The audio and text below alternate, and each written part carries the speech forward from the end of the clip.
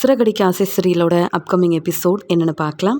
மீனாவும் சீதாவும் எப்படியாவது முத்துவோட மனசை மாற்றி அங்கே மண்டபத்துக்கு கூட்டிகிட்டு வரணும்னு கிளம்பி போக, அங்கே முத்து மீனாவை விட்டு கொடுக்காம பேசினாலும் மீனாவை பார்த்த கோவத்தில் ரொம்பவே பிரச்சனை செய்கிறாரு. எதுக்கு இங்கே வந்த? அதுவும் உன் தங்கச்சியை கூட்டிகிட்டு வந்திருக்க. அதான் இன்னைக்கு உன் தங்கச்சிக்கு கல்யாணம் தானே. நான் பணத்தெல்லாம் ஏற்பாடு பண்ணி கல்யாணத்தை நல்லபடியாக நடத்தணும்னு நினச்சேன். ஆனால் நீ என்னை ஏமாத்தினதால அவமானப்பட்டு திரும்பி வந்திருக்கேன். இங்கேயும் வந்து என்னை நிம்மதியாக இருக்க விட மாட்டியா மீனா? நீ கிளம்பு, என்னால் வர முடியாது அப்படின்னு சொல்லி பிரச்சனை செய்ய சீதா அழுதுகிட்டே இருக்காங்க. மாமா நீங்கள் வரலனா எனக்கு இந்த கல்யாணம் வேண்டான்னு சொல்ல, அதான் கல்யாணம் நடந்துருச்சே சீதா, அப்புறம் இப்போ கல்யாணம் வேண்டான்னு சொல்லி யாரை ஏமாற்ற பார்க்குறீங்க நீயும் அக்காவும் மீனாவும்? இனி என்னை யாரும் மதிக்க மாட்டீங்க. ஏன்னா நான் வெறும் கார் டிரைவர் தானே. அதான் சீதா உனக்கு கல்யாணம் ஆயிடுச்சே, இனி உனக்கு எந்த பிரச்சனையும் இல்லை. உன் அக்கா தானே உனக்கு ஏற்கனவே அந்த ரெஜிஸ்டர் ஆஃபீஸில் கல்யாணத்தை செஞ்சு வச்சா, மீனாவே இந்த கல்யாணத்தையும் நடத்தி வைப்பா. அதுக்காக தான் நான் அங்கேருந்து கிளம்பி வந்துட்டேன்னு நல்லாவே ட்ரிங்க்ஸ் பண்ணிகிட்டு இருக்காரு கோவத்தில் பேசிட்டு முத்து. அங்கே இருந்த எல்லாருமே இதை பார்த்துட்ருக்க மீனா சொல்கிறாங்க, நீங்கள் என்ன செய்கிறீங்க? முதல்ல இங்கேருந்து கிளம்புங்க. நீங்கள் வந்தால் தான் கல்யாணம் நடக்கும்னு என் அம்மா வேற சொல்லிகிட்டு இருக்காங்க. அங்கே இருக்கிறவங்க நம்மளை பற்றி என்ன நினைப்பாங்க? உங்களுக்கு கோபம் இருந்தால் கல்யாணத்தை நீங்கள் செஞ்சு வச்சுட்டு அங்கேருந்து கிளம்பி வந்திருக்கணும். நீங்கள் வராமல் நாங்கள் 2 பேரும் கிளம்பி போகவே மாட்டோன்னு மீனாவும் சீதாவும் ரொம்ப அடம் பிடிக்கிறாங்க. இன்னொரு பக்கம் அண்ணாமலை இங்கே சந்திரா கிட்ட போய் பேசுகிறாங்க. என்னம்மா என்னாச்சு? மீனாவும் சீதாவும் வந்துட்டாங்களான்னு கேட்க, அதே சமயத்தில் அங்கே வந்த அருணும், நீங்கள் யாரை கேட்டு சீதாவை வெளியில் அனுப்புனீங்க? எனக்கும் சீதாவுக்கும் தான் கல்யாணம். அந்த முத்து வரணுன்ற அவசியமே இல்லை. ஏற்கனவே அங்கே ரெஜிஸ்டர் ஆஃபீஸில் கல்யாணம் நடந்துருச்சுங்க. சீதா இப்போ என்னுடைய மனைவி. யாரை கேட்டு அவள் அந்த முத்துவை பார்க்க போனா அப்படின்னு சொல்ல, உடனே சந்திரா சொல்கிறாங்க, தம்பி இன்னும் எல்லார் முன்னாடியும் நீங்கள் சீதாவை கல்யாணம் பண்ணிக்கல. அங்கே ரெஜிஸ்டர் ஆஃபீஸில் செஞ்ச கல்யாணத்தை வச்சு இவ்வளோ உரிமையாக சீதா என் மனைவின்னு சொல்கிறீங்களே, இங்கே அதே நிலமையில தான் மீனாவை நினச்சி யோசனை பண்ணுங்க. மீனா முத்து மாப்பிள்ளைக்கு தெரியாமல் உங்களுக்கு கல்யாணத்தை செஞ்சு வச்சுட்டு இப்போ அவமானப்பட்டு நிற்கிறா. அப்போ முத்து தம்பிக்கு எவ்வளோ கோவம் வரும். உங்களுக்கு அதெல்லாம் புரியாது. உங்கள் வாழ்க்கை மட்டும்தான் முக்கியம். முத்து தம்பி உங்களை பற்றி சொன்னப்பெல்லாம் நான் யோசிக்கல. நீங்களும் சீதாவும் உங்கள் வாழ்க்கை நல்லா இருக்கணும் அப்படின்னு நினச்சிட்டு மற்றவங்க வாழ்க்கையை பற்றி நினைக்காம இருக்கீங்க. சொல்லப்போனால் நீங்கள் மட்டும்தான் சந்தோஷமாக இருக்கணும்னு நினைக்கிறீங்க போல். இப்போவும் சொல்கிறேன், முத்து தம்பி திரும்பி வந்து முன்னாடி நின்று இந்த கல்யாணத்தை நடத்தி வச்சாதான் நான் இந்த கல்யாணத்துக்கு ஒத்துப்பேன். இல்லையா என்ன வேணாலும் நடக்கட்டும்னு நான் இப்படி தான் இருப்பேன். என்னால் இந்த கல்யாணத்தை ஒத்துக்கவே முடியாது அப்படின்னு சொல்லி பேசிகிட்ருக்க கோவமான அருணும் அங்கே இருக்கிற சீதாவுக்கு ஃபோன் பண்ணுறாங்க. ஆனால் சீதா, பாருங்க மாமா, அந்த அருண் ஃபோன் பண்ணிக்கிட்டே இருக்காரு. அங்கே என்ன பிரச்சனைன்னு கூட தெரியல. எனக்கு ரொம்ப பயமாக இருக்குது. நீங்கள் கிளம்பி வாங்க மாமா அப்படின்னு சீதா அழுகிறாங்க. இங்கே மறுபடியும் ஃபோன் பண்ணி சீதா எடுக்கலன உடனே அருணுக்கு அவ்வளோ கோபம் வருது. இன்னொரு பக்கம் சத்யா ஃபோன் பண்ணி பார்க்குறாங்க. ஆனால் யாருமே ஃபோன் எடுக்க மாட்டேங்கிறவங்க. உடனே மீனாக்கா செஞ்சது தப்பு தான். இந்த கல்யாணத்தை மாமா ஒத்துக்கிட்ட உடனே சொல்லியிருக்கணும். ஏற்கனவே ரெஜிஸ்டர் ஆஃபீஸில் கல்யாணம் நடந்துருச்சுன்னு முத்து மாமாவுக்கு தெரிஞ்சிருந்தா அவர் கொஞ்சம் பொறுமையாக இருந்திருப்பார், புரிஞ்சிருப்பார். இவங்க எல்லாரும் ஏமாத்துனதுனால தான் முத்து மாமா இவ்வளோ கோவத்தில் இருக்கிறாங்க அப்படின்னு சொல்ல, உடனே அருணோட அம்மா அண்ணாமலை கிட்ட சொல்கிறாங்க, அண்ணே நீங்களாவது உங்கள் பையன் முத்துக்கிட்ட ஃபோன் பண்ணி பேசி புரிய வைங்களேன். எல்லாரும் இங்கே கல்யாண ஏற்பாடெல்லாம் நல்லபடியாக நடக்கும்னு பாருங்கள். பெரிய பெரிய ஆஃபீஸர்லாம் வந்து உட்காந்துட்ருக்காங்க. கல்யாணம் நடக்கலை. இங்கே அருணோட நிலைமை என்னாகும்னு யோசிச்சு பாருங்கள். சொந்தக்காரங்க முன்னாடி நாங்கள் தலை குனிஞ்சு தான் நிற்கணும், அவமானப்பட்டு நிற்கணும். எங்களால் தலை நிமிரவே முடியாது. நீங்கள் எங்களுக்காக இதை செய்யுங்க, முத்துக்கு ஃபோன் பண்ணுங்களேன்னு அழ ஆரம்பிக்கிறாங்க. உடனே அண்ணாமலையும் முத்துவுக்கு ஃபோன் பண்ண, முத்துவால் அந்த ஃபோன் எடுத்து பேச முடியல. நான் நல்லா ட்ரிங்க்ஸ் பண்ணியிருக்கேன். என் அப்பாவுக்கு நான் ட்ரிங்க்ஸ் பண்ணாலே பிடிக்காது. இப்படியே நான் பேசினா கண்டிப்பாக என் அப்பா ரொம்ப கோவப்படுவார், மனவேதனையிலையும் இருப்பார். இவங்க எல்லாரும் ஃபோன் பண்ணாலும், அப்பா என்னை மன்னிச்சிடுங்கப்பா, நீங்கள் ஃபோன் பண்ணி அதை எடுத்து பேசக்கூடிய நிலமையில நான் இல்லை. ஏன்னா மீனா என்னை அவ்வளோ ஏமாத்திருக்கா. வீட்டுக்கு வந்து எல்லாம் நான் உங்ககிட்ட புரிய வைக்கிறேன்ப்பா அப்படின்னு அண்ணாமலை ஃபோன் பண்ணியும் முத்து எடுக்காமல் இருக்க, உடனே மீனா சொல்கிறாங்க, நீங்கள் வரலை, இன்றைக்கி நாங்கள் 2 பேரும் இங்கேருந்து போக மாட்டோம். சீதா மேலே உங்களுக்கு அவ்வளோதான் அக்கறை இல்லை. அப்புறம் இத்தனை நாள் நீங்கள் பாசமாக இருக்கிற மாதிரி நடிச்சிருக்கிறீங்க. என்ன தான் நாங்கள் பெரிய தப்பு பண்ணியிருந்தாலும் இந்த கல்யாண மண்டபத்துலேருந்து நீங்கள் வெளியில் வந்திருக்கக்கூடாது. ஒரு பொறுப்பை எடுத்து செஞ்சால் அந்த பொறுப்பை சரியாக முடிச்சுட்டு வந்திருக்கணும். நீங்கள் எத்தனையோ முறை நீங்களும் தான் தப்பு பண்ணியிருக்கீங்க. மன்னிப்பு கேட்ட உடனே நாங்கள்லாம் உங்களை மன்னிக்கலையா? நீங்கள் இப்போ வரலனா அவ்வளவுதான் அப்படின்னு சொல்ல, அந்த கடையில் இருந்த ஓனரும் அங்கே வந்து முத்துக்கிட்ட பேசுகிறாரு. முத்து தம்பி, இவங்க இங்கே இருக்கிறது சரியில்லை. அது மட்டும் இல்லாமல் ஒவ்வொருத்தரும் ஒவ்வொரு மாதிரி பேசிகிட்டு இருக்காங்க. நீ முதல்ல கிளம்புப்பா, இவங்கள இல்லைனா வெளியில் அனுப்பு, நான் சொல்கிறத கேளு. ஏன்னா இவங்களால பிரச்சனை வந்துருச்சுன்னா அப்புறம் போலீஸ் வந்துருவாங்க. என்ன முத்து தம்பி நீ, எப்பயும் நீ இங்கே வர ஆளு தான். ஆனால் உன்னால் இந்த கடைக்கு பிரச்சனை வந்தா அதெல்லாம் சரிப்பட்டு வராதுப்பா, முதல்ல இங்கேருந்து கிளம்புங்க அப்படின்னு சொல்ல உடனே செல்வமும், ஆமாம் முத்து, நீ செய்கிறது எதுவுமே சரியில்லை. நீ தேவையில்லாத பிரச்சனை செஞ்சிட்ருக்க. அங்கே கல்யாண மண்டபத்தில் எல்லாரும் எதிர்பார்த்துட்ருப்பாங்க. இங்கே இப்படி நீ செஞ்சேன்னா அது மீனா குடும்பத்துக்கு அவமானத்தை தேடி தர மாதிரி ஆயிரும். உனக்கு அவங்க குடும்பத்து மேலே எவ்வளோ மரியாதை இருக்குது, எவ்வளோ மதிப்பு வச்சுருக்கன்னு எனக்கு தெரியும். நீ வாப்பா முத்துன்னு சொல்லி அங்கேருந்து முத்துவை ஒரு வழியாக பேசி சமாளித்து அங்கே இருந்த கடைக்காரரும் முத்துக்கிட்ட இப்படி சொன்னதால் வேறு வழி இல்லாமல் கடையிலேருந்து வெளியில் வர, உடனே இங்கே காரில் முத்துவை உட்கார வச்சு அங்கே மண்டபத்துக்கு கூட்டிகிட்டு வரும்போது முத்து சொல்கிறாங்க, மீனா, நான் வேற வழி இல்லாமல் தான் அந்த மண்டபத்துக்கு வரேன். சீதாவோட வாழ்க்கை நல்லா இருக்கணும், சீதா சந்தோஷமாக இருக்கணும்னு நீ சொன்னியே, எனக்கு சீதா மேலே அக்கறையே இல்லைன்னு. அதெல்லாம் இல்லைன்னு நிரூபிக்கிறதுக்காக வரேன். ஆனால் இனி அந்த அருண் முகத்தில் நான் என்றைக்கும் முழிக்கவே மாட்டேன். அதே மாதிரி என்னை ஏமாற்றி பொய் சொல்லி இவ்வளோ பெரிய உண்மையை மறைச்ச உன்னையும் நான் மன்னிக்கவே மாட்டேன் அப்படின்னு பேசிக்கிட்டே வர, உடனே இங்கே செல்வம் சொல்கிறாரு, சரிப்பா முத்து, நீ யாரையும் மன்னிக்க வேண்டாம். நீ மண்டபத்துக்கு வந்து கல்யாணம் மட்டும் நடந்தால் போதும். நீ அப்புறமா உன்னை எப்படி சமாளிக்கணும்னு மீனா சிஸ்டருக்கு நல்லாவே தெரியும். நீ வாப்பா, அங்கே கல்யாணத்தில் வந்து பிரச்சனை செய்யாதப்பா முத்து. அதுலேயும் அந்த அருண் தேவையில்லாமல் கோவப்படுவான். உனக்கு அவனை பற்றி தெரியும்ல. இங்கே சீதா மேலே தப்பு இருக்கிற மாதிரி அருண் பேசினா அதை எப்படிப்பா மீனா சிஸ்டர், இங்கே மீனாவோட அம்மானு அவங்களால தாங்கிக்க முடியும்? நீ இத்தனை நாள் நல்லது செஞ்சுட்ட, நல்லதே செஞ்சிருப்பா. உன்னால் யாருக்கும் பிரச்சனை வர வேண்டாம் முத்து. அதனால தான் நான் கூட உன்னை திட்ட வேண்டியதாக போச்சு. நீ வா அப்படின்னு சொல்லி முத்துவை மண்டபத்துக்கு கூட்டிகிட்டு போக, முத்து வந்துட்டாரு அப்படின்னு அங்கே இருக்கிறவங்க சொன்ன உடனே சந்திரா அங்கே வந்துட்டு முத்துக்கிட்ட மன்னிப்பு கேட்குறாங்க. முத்து மாப்பிள்ள, நீங்கள் இல்லாமல் எப்படி இந்த கல்யாணம் நடக்கும்? ஏன் இப்படி இப்படி ஒரு முடிவெடுத்துட்டு வெளியில் போனீங்க? இங்கே மீனாவும் சீதாவும் செஞ்சது பெரிய தப்பு தான். அதுக்காக நான் உங்ககிட்ட வேணும்னா மன்னிப்பு கேட்குறேன், என்னை மன்னிச்சிருங்க. முத்து முன்னாடி அழுதுகிட்டே மன்னிப்பு கேட்குறாங்க. அத்தை, நீங்கள் என்ன தப்பு செஞ்சீங்க? ஏமாத்துனது இவங்க 2 பேரும் தானே. பரவாயில்ல அத்தை, நான் சாதாரண ஒரு கார் டிரைவர். எனக்கு எப்படி இவங்களாம் மதிப்பும் மரியாதையும் தருவாங்க? கல்யாணம் நடக்கட்டும். ஆனால் என்னை ஏமாற்றி அவமானப்படுத்துகிறவனு உண்மையை மறைச்ச யாரையும் நான் சும்மா விட மாட்டேன்னு சொல்ல, உடனே அண்ணாமலை வந்து திட்டுறாரு, முத்து என்ன செஞ்சுட்டு வந்திருக்க? மறுபடியும் நல்லா ட்ரிங்க்ஸ் பண்ணிட்டியா? இதுக்காக தான் கோவமாக வெளியில் கிளம்பி போனியா? ஏன் கோவமாக போன நீ சவாரிக்கு போக முடியாதா? இப்படி ஒரு வேலையை செஞ்சுட்டு வந்திருக்க. உன்னெல்லாம் என்ன சொல்லன்னு தெரியல. சரிம்மா, நீ அழுதுட்டு நிற்காத, போய் மணமடையில் உட்காரு அப்படின்னு சொல்லி சீதாவை அனுப்ப, இங்கே சீதா அங்கே நல்லா ட்ரிங்க்ஸ் பண்ணிட்டு கோவத்தில் இருக்கிற முத்துக்கிட்ட ஆசீர்வாதம் வாங்கிட்டு அங்கே மேடைக்கு போகிறாங்க. இது எல்லாத்தையும் பார்த்துட்ருக்க அருணால் தாங்கிக்க முடியல. இந்த முத்துலாம் ஒரு ஆள், நல்லா அந்த கல்யாணத்தில் ட்ரிங்க்ஸ் பண்ணிட்டு வந்து பிரச்சனை வேற செய்கிறான். இவன் வந்து இப்படி வரக்கூடாது, இவனால் பிரச்சனை வரக்கூடாது, நான் அவமானப்பட்டு நிற்கக்கூடாதுன்னு ஏற்கனவே அங்கே பொண்ணு பார்க்க போகிற அன்னைக்கே நான் சொன்னேன். அப்போ அப்படியெல்லாம் முத்துவால் எந்த பிரச்சனையும் வராதுன்னு முத்துவோட அப்பான்னு எல்லாரும் சொன்னாங்க. நம்பி கல்யாணத்துக்கு நானும் எல்லா ஏற்பாடையும் செஞ்சேன். இன்றைக்கி இத்தனை பேர் முன்னாடி என்னை அவமானப்படுத்திட்டு அந்த முத்து தலகுனியை வச்சுட்டான். வந்தவங்க எல்லாரும் என்னை பற்றி என்ன நினச்சிருப்பாங்க? என் ஃப்ரெண்டு கூட என்னை அவமானப்படுத்தி பேசிட்டான். எனக்கு இதெல்லாம் தேவையா? கல்யாணம் முடியட்டும், நான் யாருன்னு காமிக்கிறேன் அப்படின்னு சொல்லிட்டு அங்கே எல்லாரும் முன்னாடியும் அருண் ரொம்பவே கோவமாக சீதாவுக்கு தாலி கட்டி கல்யாணமும் நல்லபடியாக முடியுது. சீதா ஒரு பக்கம் அழுதுகிட்டே இருக்கிறாங்க. இதெல்லாம் பார்க்க அருணுக்கு கொஞ்சம் கூட பிடிக்கல. இந்த சீதாவோட அம்மா சீதான்னு எல்லாரும் முத்துக்கு இவ்வளோ சப்போர்ட் பண்ணுறாங்க. இங்கே மணமேடையில் உட்காந்துட்ருக்க என்ன அவன் கூட்டிகிட்டு போய் அவமானப்படுத்தியிருக்கான். என் குடும்பத்தை அந்த பேச்சு பேசியிருக்கான். இதை பற்றி அவங்க யாரும் பெருசாக நினைக்கவே இல்லையே. இந்த சீதா குடும்பத்தில் உள்ளவங்க என்ன நினைக்கிறாங்கன்னு ஒன்றுமே புரியல அப்படின்னு சொல்லிட்டு ரொம்பவே கோவத்தில் இருக்க அருண்கிட்ட அவங்க அம்மா சொல்கிறாங்க, அருண், நடந்தது நடந்துருச்சு. இனி நீ பொறுமையாக இருக்கணும். அது மட்டும் இல்லை, சீதா இப்போ நம்ம வீட்டு மருமக. யாரும் உன்னையும் சீதாவையும் இனி என்ன நினச்சாலும் பிரிக்க முடியாது. நீ அமைதியாக இருப்பா. வந்தவங்க அப்புறம் உன்னை தான் தப்பாக பேசுவாங்க அப்படின்னு சொல்லிட்டு கல்யாணம் முடிஞ்ச உடனே ரொம்ப கோவமாக இருந்த அருண்கிட்ட அவங்க அம்மா இப்படி பேச, உடனே இங்கே விஜயா சொல்கிறாங்க, பார்த்தீங்களா, இந்த மீனா சொன்ன பொய்யால் உங்கள் பையன் நல்லா ட்ரிங்க்ஸ் பண்ணிட்டு வந்து நிற்கிறான். அந்த முத்துவை பாருங்கள், அவன் எப்படி நிற்கிறான்னு. இதெல்லாம் தேவையா? வீண் செலவு செஞ்சு இந்த கல்யாண ஏற்பாடை நம்ம குடும்பம் தாங்க செஞ்சுருக்கோம். நம்ம குடும்பம் மட்டும் உதவி செய்யலை. இப்படி ஆடம்பரமாக இந்த ரொம்ப வசதியாக இந்த கல்யாணம் நடந்திருக்காது. கொஞ்சம் கூட இந்த மீனா குடும்பம் அதை பற்றி நினைக்காம கூப்பிட்டு வச்சு அவமானப்படுத்திட்டாங்கள்ல முத்துவை அப்படின்னு விஜயாவும் இதுதான் சரியான சமயம்னு முத்துக்கு சப்போர்ட் பண்ணி பேசுகிற மாதிரி இங்கே வந்து மீனா குடும்பத்தையும் மீனாவையும் திட்ட ஆரம்பிக்கிறாங்க. இதை பார்த்துட்ருக்க மீனாவால் பதில் பேச முடியல.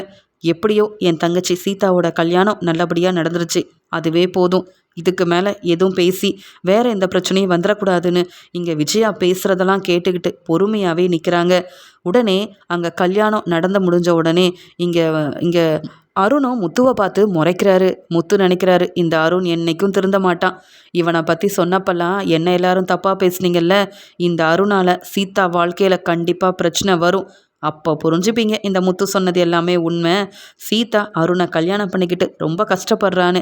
ஆனால் கல்யாணம் முடிஞ்சிருச்சு, இனி நமக்கு இங்கே என்ன வேலை அப்படின்னு மெதுவாக வெளியில் கிளம்பும்போது மீனா சொல்கிறாங்க, என்னங்க நீங்கள் கல்யாணத்தை செஞ்சு வச்சுட்டு சாப்பிடாம கிளம்புனா எப்படி? இங்கே ஏற்கனவே சீதா உங்களை நினச்சி ரொம்ப அழுதுட்டான். வேண்டாங்க, இங்கே இருங்கங்கன்னு சொல்லி கூப்பிட்றாங்க. உடனே அங்கே வந்த விஜயா, போதுண்டி ரொம்ப நடிக்காத. நீ செஞ்ச வேலையால் பாத்தியா என் பையன் இத்தனை நாள் கழித்து நல்லா ட்ரிங்க்ஸ் பண்ணிட்டு வந்து நிற்கிறான். பார்க்குறவங்க தெரிஞ்சவங்கெல்லாம் முத்துவை பற்றி என்ன நினைப்பாங்க? ஒன்னால் தானடி இவ்வளோ பிரச்சனையும். முத்து இப்படி வந்ததுக்கு காரணமும் ஒன்னால் தானே. என்னவோ முத்துவை பெருசாக திருத்திட்டேன்னு உன் மாமனார் உன்னை புகழ்ந்து பேசினாரு. இப்போ முத்துவோட நிலைமை இப்படி ஆனதுக்கு காரணம் நீயும் உன் குடும்பமும் தானே. நம்ப வச்சு ஏமாற்றி எங்களை பொய் சொல்லி இப்படி அவமானப்படுத்தி தலைகுனிய வச்சுட்டல நீ எல்லாம் அப்படின்னு சொல்லும்போது, அத்தை நான் செஞ்சது தப்பு தான், மன்னிப்பு கேட்டுட்டேன்லன்னு சொல்கிறாங்க. பேசாதடி, பேசவே பேசாத அப்படின்னு விஜயா ரொம்ப கோவமாக திட்டிகிட்டு இருக்கிறாங்க. உடனே அருண் முத்துவை பார்த்து சொல்கிறாரு, முத்து இனி சீதா என் மனைவி, பிரச்சனை செய்யலான்னு நினைக்காத. அதான் கல்யாணத்தை நடத்தி வச்சிட்டல, இனி எதுவும் பிரச்சனை செய்யாமல் கிளம்பிரு. ஏன்னா பெரிய பெரிய ஆளுங்க, வசதியான ஆளுங்க, என் கூட வேலை பார்க்குறவங்க, பெரிய பெரிய ஆஃபீஸர்னு எல்லாரும் வந்திருக்காங்க. உன்னால் நான் தலை குனிஞ்சு அவமானப்பட்ட வரைக்கும் போதும். இனி நீ இங்கே இருந்த அவ்வளவுதான்னு சொல்ல. பாத்தியா, கல்யாணம் முடிஞ்ச உடனே அருண் அவன் யாருன்றதை காமிக்கிறான். இப்போ உனக்கு சந்தோஷம் தானே மீனா? ரொம்ப நல்ல மாப்பிள்ளை, சீதாவுக்கு பெரிய இடத்துல மாப்பிள்ளை பார்த்தீங்கல்ல, யாருக்கும் தெரியாமல் கல்யாணம் பண்ணியே. அவனுக்கே நான் இங்கே இருக்கிறது பிடிக்கல, என்ன அவமானப்படுத்தி பேசுகிறான். இப்போ என்ன சொல்கிற அப்படின்னு கேட்க, உடனே சீதாவும், என்னங்க இப்படி பேசுகிறீங்க? முத்து மாமா மட்டும் வரலனா நானே இந்த கல்யாணத்துக்கு இப்போ கல்யாணம் வேண்டான்னு சொல்லி இந்த கல்யாணத்தையே நிறுத்தியிருப்பேன் தெரியுமா? என்னதான் இருந்தாலும் முத்து மாமாவுக்கு நான் செஞ்சது தப்புன்னு அவர் புரிஞ்சுக்கிட்டு என்னை மன்னிச்சிட்டாரு. நான் கூப்பிட போய் தானே அவர் வந்தார். அவர் என்னங்க இந்த மண்டபத்துலேருந்து வெளியில் போக சொல்கிறீங்க? அவர் கோவத்தில் வெளியில் போனவரை நான் தானேங்க கூட்டிகிட்டு வந்தேன்னு சீதா சொல்கிறாங்க. போதும் சீதா, உன் குடும்பமே சேர்ந்து என்னை ரொம்ப அவமானப்படுத்திட்டீங்க, தலை குனிய வச்சிட்டீங்க. இந்த மாதிரியெல்லாம் நடக்கும்னு நான் எதிர்பார்க்கவே இல்லை. நான் ஒன்றை தான் விரும்பினேன். உன் குடும்ப பேச்சை, உன் குடும்பத்தில் உள்ளவங்க பேச்சை கேட்கணும்னு எனக்கு எந்த அவசியமும் இல்லை. இப்போ சொல்கிறேன் சீதா, இங்கே நடந்த பிரச்சனையாலையும் அந்த முத்துவாலையும் ஏன் உங்கள் அம்மா கூட அப்படி பேச்சு பேசிட்டாங்க. இனி நீ என் வீட்டில் தான் இருக்கணும், என் சொல் பேச்சை தான் கேட்கணும். இனி அம்மாவை பார்க்க போகிறேன், என் அக்கா மாமான்னு எல்லாரும் எனக்கு முக்கியம்னு நீ நினச்சேன்னா அதுக்கப்புறம் நானும் வேறு மாதிரி முடிவெடுக்க வேண்டியதாக போயிடும். நான் சொல்கிறத நீ கேட்டால் மட்டும் போதும். இப்போ வரைக்கும் உன்னை கல்யாணம் பண்ணிக்கணுன்றதுக்காக எவ்வளவோ பிரச்சனை வந்தப்பையும் நான் பொறுமையாக இருந்தேன். இனி அப்படி இருக்க மாட்டேன். ஏன்னா இப்போ நீ என் மனைவி ஆயிட்ட, நீ எங்கள் வீட்டு மருமக. நாங்கள் சொல்கிறத நீ கேட்டு தான் ஆகணும். இப்போ அவமானப்பட்ட வரைக்கும் போதும். மறுபடியும் முத்துவால் என்னால் அவமானப்பட முடியாது. அவனால் எத்தனையோ நாள் வேலை இல்லாமல் வீட்டில் இருந்திருக்கேன். என் வேலையில் நிறைய பிரச்சனை செஞ்சான் முத்து. இப்போ கல்யாணத்தில் பிரச்சனை செஞ்சு வந்த சொந்தக்காரங்க முன்னாடி என் அம்மாவையும் என்னையும் தலைகுனிய வச்சுட்டான். இவனால் இந்த முத்துவால் எனக்கு எந்த நல்லதும் நடக்கலை. நான் தலை குனிஞ்சு நின்னது மட்டும்தான் நடந்திருக்கு. உனக்கு நான் முக்கியமா, இல்லை என் அம்மா முக்கியமா, இல்லை உங்கள் அம்மாவும் உங்கள் அக்கா முத்துன்னு உன் குடும்பம் முக்கியமானு நீயே முடிவெடுத்துக்க. இதை எதுக்காக இத்தனை பேர் முன்னாடி நான் சொல்கிறேன்னா, இவங்களுக்கும் உன்னை பற்றி புரியணும், நான் உன்கிட்ட என்ன சொல்லியிருக்கேன்னு தெரியணுன்றதுக்காக தான். உன்னை பார்க்க உன் வீட்டிலேருந்து யாரும் வரவும் வேண்டாம், நீயும் யாரையும் பார்க்க போகக்கூடாது. இனி சொல்லப்போனால் நீ வேலைக்கு போகலைன்னா கூட எனக்கு சந்தோஷம்தான். நான் தான் சம்பாதிக்கிறேன், நல்ல வேலை பார்த்து கை நிறைய எனக்கு வருமானம் வருது. அதை வச்சு குடும்பத்தை பார்த்துக்கலாம். அதுக்குன்னு உன் மேலே பாசம் இல்லை, அக்கறை இல்லைன்னுலாம் கிடையாது. முத்துவால் இருக்கிற கோவத்தில் நான் இப்படி ஒரு முடிவெடுத்திருக்கேன். மற்றபடி உன்னை கஷ்டப்படுத்தணும், இல்லை நீ என்னால் அழுகணும் அப்படின்ற எனக்கு ஒரு எண்ணமுமே கிடையாது. கல்யாணம் சந்தோஷமாக நடக்கும்னு நினச்சேன். ஆனால் முத்துவால் நான் எல்லார் முன்னாடியும் ரொம்பவே பதில் பேசாமல் நின்றுட்டேன்.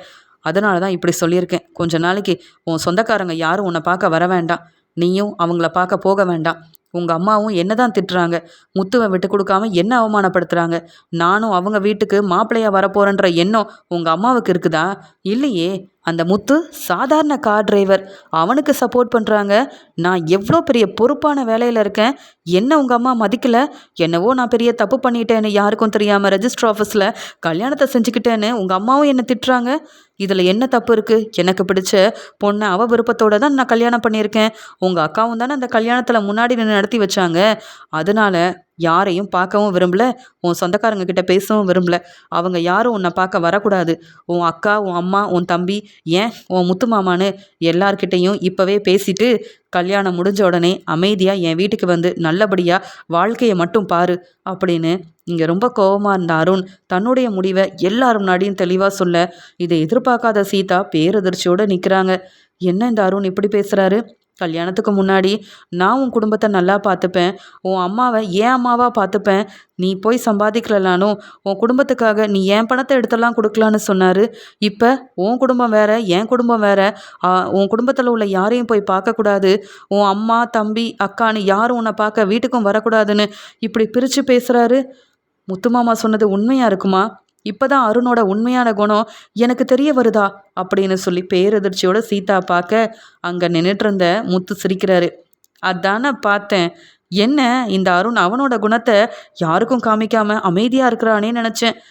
தெரிஞ்சுக்கிட்டியா மீனா? இதில் யார் நல்லவங்கன்னு தெரிஞ்சுக்கிட்டியா அப்படின்னு கேட்க உடனே அண்ணாமலையும், என்னப்பா அருண், கல்யாணம் முடிஞ்ச உடனே சீதா இதை தான் செய்யணும், இதை தான் செய்யக்கூடாது, அதுவும் கல்யாணம் முடிஞ்ச அன்னைக்கே உன் குடும்பத்தில் உள்ள யாரையும் நீ பார்க்கக்கூடாது பேசக்கூடாதுன்னெலாம் சொல்கிறியே, இது எங்கேயுமே நடக்காதே, என்னப்பா இப்படி பேசுகிற? நீ ஒரு பொறுப்பான வேலையில் இருக்க, நீ செஞ்சது பெரிய தப்பு. உன் குடும்பத்துக்கும் தெரியாமல், இங்கே சீதா குடும்பத்துக்கும் தெரியாமல் ரெஜிஸ்டர் ஆஃபீஸில் கல்யாணத்தை செஞ்சுருக்க, இது ஏன் இப்படி செஞ்சேன்னு கேள்வி கேட்டதுக்கா சீதாவை இப்படிலாம் பேசுகிற? இதுக்கு தான் என் பையன் முத்து அருணோட குணம் எப்படின்னு பார்த்து தெரிஞ்சுக்கிட்டு சீதாவை கல்யாணம் பண்ணி வைங்கன்னு ரொம்ப அடம்பிடிச்சிருக்கான் போல. நான் கூட முத்துவை தப்பாக பேசினேன். ஆனால் இன்னைக்கு நான் புரிஞ்சுக்கிட்டேன் அருண், உன் குணம் என்ன, நீ எப்படிப்பட்டவன்னு நான் மட்டும் இல்லை, இங்கே இருக்க எல்லாரும் நல்லா புரிஞ்சிருப்பாங்க. சீதா, நீயா தேடிக்கிட்ட வாழ்க்கை, இனி அருண் சொல்கிறத நீ கேட்டு தான் ஆகணும். ஆனால் முத்து சொன்ன மாதிரியே இங்கே அருண் ரொம்ப நல்லவருன்னெலாம் என்னால் எதிர்பார்க்க முடியாதுன்னு அண்ணாமலையும் ரொம்ப கோவமாக பேச உடனே இங்கே அருண் சொல்கிறாரு, நீங்கள் யாருங்க என்னை பற்றி தப்பாக பேசுகிறதுக்கு? நான் இப்படி தான், எனக்கு எது சரின்னு தோணுதோ அதை தான் செய்வேன். என் பேச்சு தான் சீதா கேட்கணும், வேறு வழி இல்லை. ஏன்னா எனக்கும் சீதாவுக்கும் கல்யாணம் நடந்துருச்சு.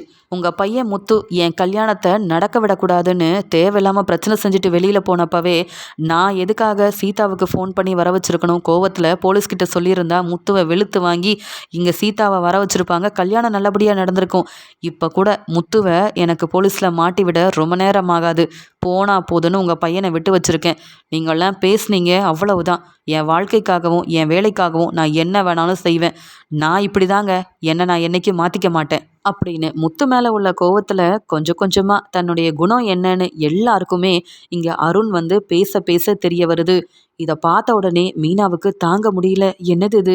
சீதாவை ஒரு பக்கம் திட்டுறாங்க, கேள்வி கேட்குறேன், என் மாமனாரையும் இப்படி பேசுகிறாரு அருண். என்னவோ அவருக்காக என்ன வேணாலும் செய்வாரா? அவர் நினச்சது மட்டும்தான் நடக்கணும்னு நினைக்கிறாரா? நான் தான் அருணோட குணம் ரொம்ப நல்லா இருக்குன்னு நினச்சி இப்படி சீதாவை கல்யாணம் பண்ணி வச்சுட்டேனா அப்படின்ற மாதிரி பார்க்க முத்து சொல்கிறாரு, எல்லாரும் என்ன மாதிரி இருக்க மாட்டாங்க மீனா. தப்பு செய்கிறப்பெல்லாம் மன்னிச்சு உன்னை நல்லா பார்த்துக்கணுன்னு ஆசைப்படுற என்ன மாதிரி இருக்க மாட்டாங்க. இன்னும் உன் தங்கச்சி அந்த அருணால் என்னென்ன அனுபவிக்க போகிறாளோ தெரியல. அதை பார்த்து நீயும் அம்மாவும் கண் கலங்கி நிற்க போகிறீங்க. அதெல்லாம் இந்த அருண் இப்போவே ஆரம்பிச்சிட்டான். இதுக்கு தானே நீங்கள் எல்லாரும் ஆசைப்பட்டீங்க, இந்த கல்யாணம் நடக்கணும் தானே? மீனா, நீ என்ன கூட ஏமாத்தின, என்கிட்ட கூட உண்மையை மறைச்ச. இப்போ பாரு, அங்கே சீதா கல்யாணம் முடிஞ்ச சந்தோஷத்தில் நிற்கல. இப்படிப்பட்ட அருணை கல்யாணம் பண்ணிக்கிட்டோமே, இனி என் குடும்பத்தையும் பார்க்க முடியாமல் இந்த அருண் சொன்ன பேச்சை கேட்டுக்கிட்டு அந்த வீட்டிலையே தான் இருக்கணுமான்னு சீதா உன் தங்கச்சி அழுதுட்ருக்கா. எந்த கல்யாணத்துக்காக ஆசைப்பட்டாலோ அந்த கல்யாணத்தை செஞ்சுக்கிட்டு அருண் பேசின பேச்சை தாங்கிக்க முடியாமல் அழுகிறா அப்படின்னு முத்து பேச பேச சந்திராவுக்கு ரொம்ப கோவம் வருது. முத்து மாப்பிள்ளை மாதிரி கண்டிப்பாக யாராலையும் வர முடியாதுன்னு நினச்சிட்டு அருண்கிட்ட போய், இவ்வளோ நேரம் நீங்கள் முத்து மாப்பிள்ளையை தப்பாக பேசுனீங்க, பொறுமையாக இருந்தேன். என்னவோ தப்பு செய்யாத முத்து மாப்பிள்ளையை போலீஸில் மாட்டி விடுவேன்னு சொல்கிறீங்க, அவ்வளோ தைரியம் இருக்கா உங்களுக்குன்னு அருண்கிட்ட கேட்க உடனே அருண் சொல்கிறாங்க, ஏன் எனக்கு என்ன புதுசாக தைரியம் வரணும்? ஏற்கனவே அவன் செய்யாத தப்பை சொல்லி அந்த முத்துவை மாட்டி விட்டவன் தானே நான் இப்படி தான். அது மட்டும் இல்லை, உங்கள் பொண்ணை இன்றைக்கே நல்லா பார்த்துக்கோங்க. இனிமேல் என் பொண்ணை பார்க்க வரேன்னு சொல்லி குடும்பமாக என் வீட்டில் நிற்காதீங்க. உங்கள் குடும்பத்தால் நான் அவமானப்பட்ட வரைக்கும் போதும்னு சொல்ல சந்திரா சொல்கிறாங்க, இன்னும் நான் உன்னை மருமகனாக ஏற்றுக்கல. எனக்கு முத்து மாப்பிள்ளை தான் மூத்த மகன். அதனால் அவர் சொன்னதை மட்டும்தான் நான் கேட்கணும்னு இத்தனை நாள் உன்னை நம்பாமல் இருந்ததுக்கு காரணம் உன்னை பற்றி எனக்கு சரியாக தெரியல. பாத்தியா சீதா, நீயா அமைச்சிக்கிட்ட உன் வாழ்க்கை, நீ யாரை விரும்பினியோ அந்த அருண் ரொம்ப நல்லவர்னு சொன்னியே. இப்போ அவர் பேசுகிறதெல்லாம் கேட்க கேட்க உனக்கு ரொம்ப சந்தோஷமாக இருக்குல்ல? அப்புறம் ஏன் இப்படி உட்காந்து அழுதுட்ருக்க? இந்த வாழ்க்கை வேணும்னு தானடி குடும்பத்தை ஏமாத்தின. உன்னுடைய அக்கா வாழ்க்கையை பற்றி யோசிக்காம தெரியாமல் போய் கல்யாணம் பண்ணிக்கிட்ட. முத்து மாப்பிள்ளை எவ்வளவோ சொன்னார் இந்த அருண் நல்லவன் இல்லைன்னு. கல்யாணம் முடிஞ்ச உடனே அவன் எப்படிலாம் பேசுகிறான்னு பார்த்தியா? இப்படி ஒரு வாழ்க்கை கிடைக்க நீ ரொம்ப கொடுத்து வச்சிருக்கணும். இதே முத்து மாப்பிள்ளை பார்த்து ஒரு கல்யாணத்தை செஞ்சு வச்சுருந்தா, இந்த மாதிரி பேசியிருந்தா முத்து மாப்பிள்ளை சும்மா விட்டுருக்க மாட்டார். இவன் அவன் விருப்பத்துக்கு எல்லாத்தையும் செய்யணும்னு நினைக்கிறான்ல, அந்த திமிரில் பேசிகிட்டு இருக்கான். அது மட்டும் இல்லை, பெரிய பொறுப்பான வேலையில் இருக்கான்ல, என்ன வேணால் செய்யலான்னு நினைக்கிறான். அப்படி தான் அருண், உன்னை நான் மாப்பிள்ளைன்னு கூட கூப்பிட மாட்டேன். ஏன்னா என் பொண்ணோட வாழ்க்கையில் நீ பிரச்சனை செய்ய ஆரம்பிச்சிட்ட. ஆனால் இப்போ சொல்கிறேன், என் பொண்ணு சீதாவுக்கு உன்னால் பிரச்சனை வந்து அவள் என்னைக்காவது என் வீட்டில் அழுதுட்டு வந்து நின்னா, நான் மட்டும் இல்லை முத்து மாப்பிள்ளையே உன்னை சும்மா விட மாட்டார். நீ எல்லாம் இப்படிப்பட்டவனா இருப்பேன்னு நான் எதிர்பார்க்கவே இல்லை. கல்யாணமான உடனே என்ன பேச்சு பேசுகிற? உன் அம்மாவை பார்க்கக்கூடாது, உன் அம்மா வீட்டுக்கு போகக்கூடாது, உன்னை பார்க்க உன் சொந்தக்காரங்க யாரும் வரக்கூடாதுன்னு என்னையும் எங்களையும் என் பொண்ணையும் பிரிக்கணும்னு திட்டம் போட்டு தான் இந்த கல்யாணத்தை ஏற்பாடு பண்ணியா? முத்து மாப்பிள்ளை மேலே உள்ள கோவத்தில் நீ என்ன வேணாலும் செய்வேன்னு தெரியும். ஆனால் சீதாவுக்கு ஒரு பிரச்சனைனா உன்னெல்லாம் நான் பார்த்துட்டு சும்மா இருக்க மாட்டேன். உன்னை என்ன செய்யணும்னு எனக்கு தெரியும் அப்படின்னு அருண் இப்படி பேசினதால கோவத்தில் இங்கே வெளுத்து வாங்குறாங்க சந்திரா. அது மட்டும் இல்லாமல் இங்கே மீனா அழுதுகிட்டே நிற்க, இங்கே முத்து சொல்கிறாங்க, அதான் நீ ஆசைப்பட்ட மாதிரி உன் தங்கச்சியோட கல்யாணம் நடந்துருச்சுல்ல, இப்போ உங்கள் எல்லாருக்கும் சந்தோஷம் தானே? இனி ஒன்றே ஒன்று சொல்கிறேன், உன் குடும்பத்துக்காக இனி நான் எதையும் செய்ய மாட்டேன். உன் வீட்டு பக்கமே வரமாட்டேன். ஏன் ஏதாவது பிரச்சனைனா கூட இந்த முத்து மாப்பிள்ளை இருக்கிற ஞாபகமே உங்களுக்கு வரக்கூடாது. ஏன்னா அந்த அருணுக்கே இவ்வளோ கோவம் வருது. அவன் இவ்வளோ தப்பு பண்ணியிருக்கான். சீதாவை கல்யாணம் பண்ணிக்கிட்டு அதுவும் என் மேலே உள்ள கோவத்தில் இந்த பேச்சு பேசுகிறான். ஆனால் நீ தப்புக்கு மேலே தப்பு செஞ்சு இந்த மாதிரி உள்ள ஒரு ஒரு ஆளை உன் தங்கச்சிக்கு கல்யாணம் பண்ணி வைக்க என்கிட்டயே போய் சொல்லி உண்மையை மறைச்சல்ல. நீ எல்லாம் என் வீட்டு பக்கம் வந்துடாத. என்னை பார்க்கணும், என் வீட்டுக்காரர் இருக்காருன்ற உரிமையோட கூட வீட்டுக்கு வந்துடாத. அப்படி நீ வந்த அவ்வளவுதான், நான்லாம் பார்த்துட்டு சும்மா இருக்க மாட்டேன். இனி உன் தங்கச்சி வாழ்க்கை எப்படி இருக்க போகுதுன்னு நீ பார்க்க தானே போகிற. இந்த வாழ்க்கையை அமைச்சு கொடுத்துட்டோமேன்னு ஒவ்வொரு நாளும் அந்த சீதா வாழ்க்கையை பார்த்து நீங்கள் குடும்பமாக உட்காந்து அழ போகிறீங்க. இப்போவே அவனோட வேலையை ஆரம்பிச்சிட்டான். நான் கிளம்புறேன். இனி எந்த பிரச்சனையாக இருந்தாலும் நான்லாம் வரமாட்டேன். நீயா பார்த்து வச்ச கல்யாணம் பிரச்சனையாக இருந்தாலும் சந்தோஷமாக இருந்தாலும் நீங்கள் குடும்பமாக தான் அனுபவிக்கணும். எனக்கும் இனி உன் குடும்பத்துக்கும் எந்த சம்மந்தமும் இல்லை. உன் குடும்பத்துக்காக ஒவ்வொன்றையும் பார்த்து பார்த்து செஞ்சு நான் இப்போ அவமானப்பட்டு நிற்கிறேன். இந்த நிலமையில் நிற்கிறேன். அந்த அருண் முன்னாடி தலை குனிஞ்சு நிற்கிறேன்னா அதுக்கு காரணம் உன் குடும்பமும் நீயும் தாண்டி. அப்பா நான் கிளம்புறேன்ப்பா அப்படின்னு சொல்ல உடனே அண்ணாமலையும், இருப்பா முத்து, நாங்களும் வரோம். மீனா செஞ்சது பெரிய தப்புன்னு இதுலேயே நாங்கள் புரிஞ்சுக்கிட்டோம் அப்படின்னு சொல்ல உடனே விஜயாவும், மீனா முத்து சொன்னதை கேட்டல்ல, இனி அந்த வீட்டு பக்கம் வந்து அவ்வளவுதான், உன் முகத்திலேயே முழிக்கக்கூடாதுன்னு என் பையன் இப்படி ஒரு முடிவெடுத்திருக்கான். பார்த்து நல்ல ஒரு மாப்பிள்ளையாக தான் உன் தங்கச்சிக்கு கல்யாணம் பண்ணி வச்சுருக்க. இப்போவே அந்த அருண் இந்த பேச்சு பேசுகிறானே, இன்னும் கல்யாணமாகி அங்கே சீதா இன்னும் அருணை பற்றி நல்லா புரிஞ்சுப்பா. அப்போ தெரியும் முத்து சொன்னதை கேட்காம நானே கல்யாணத்தை செஞ்சு வச்சேனே, இந்த நிலைமையாயிடுச்சே சீதாவோட வாழ்க்கைன்னு. அப்போ நீ புரிஞ்சுப்படி. அதுக்காக தான் உன் குடும்பம் எவ்வளோ சந்தோஷப்பட்டீங்க இந்த கல்யாணத்தால். இனி உங்களுக்கு நல்லா நீங்கள் எல்லாரும் அனுபவிக்க போகிறீங்க. முத்துவே சொல்லிட்டு போனதுக்கப்புறமா மன்னிப்பு கேட்டு வீட்டு பக்கம் வந்து நின்னீங்கன்னா அவ்வளவுதான், நான்லாம் பார்த்துட்டு சும்மா இருக்க மாட்டேன் அப்படின்னு விஜயாவும் மீனாவை நல்லா திட்டிட்டு அங்கேருந்து கிளம்ப உடனே மனோஜ் சொல்கிறாரு, என்ன ரோகிணி இது, அதுவும் கல்யாணமான அன்னைக்கே இப்படிலாம் வந்து இந்த அருண் பேசிகிட்டு இருக்கானே, உண்மையாகவே சீதா எப்படி சந்தோஷமாக தான் அருண் கூட வாழ போகிறாளோ தெரியல. எல்லாரும் என்ன மாதிரி இருப்பாங்களா ரோகிணி அப்படின்னு சொல்ல, உன்னை விட அந்த அருண் எவ்வளவோ பரவாயில்ல போல். ஏன்னா சீதாவை கல்யாணம் பண்ணிக்கிறதுக்காக முத்து மேலே உள்ள கோவத்தில் இப்படி பேசுகிறாரு. ஆனால் நீ என்னை விரும்பி கல்யாணம் பண்ணிக்கிட்டு உங்கள் அம்மா பேச்சை கேட்டுட்டு என்னை வந்து ரொம்ப கஷ்டப்படுத்திட்டு இருக்க. நீ எல்லாம் அடுத்தவங்களை பற்றி பேசக்கூடாது, நீ கிளம்பி வா. இன்னைக்கு முத்து மீனா வரக்கூடாது அப்படின்னு கோவத்தில் சொல்லிட்டு போனாலும் கொஞ்ச நாள் கழிச்சு மீனாவை தேட ஆரம்பிச்சிருவாரு. மீனா தான் என் வாழ்க்கைன்னு மனசு மாறினாலும் மாறிடுவார். இந்த முத்து மீனாவை என்னைக்கும் நம்ப முடியாது அப்படின்னு சொல்லி பேசிக்கிட்டே மனோஜும் ரோகிணியும் அங்கேருந்து கிளம்புறாங்க. இன்னொரு பக்கம் மீனா வந்து கண் கலங்கி நிற்கிறாங்க. என் வீட்டுக்காரர் என்னடானா, இனி உன் குடும்பத்துக்கும் எனக்கும் எந்த சம்மந்தமும் இல்லை, நீயும் வீட்டு பக்கம் வராத, உன் குடும்பத்தை நம்பி நான் அவமானப்பட்டுட்டேன், உங்கள் குடும்பத்துக்கு எந்த நல்லதும் என்னால் இனி செய்யவே முடியாது அப்படின்னு திட்டிட்டு போகிறாரு.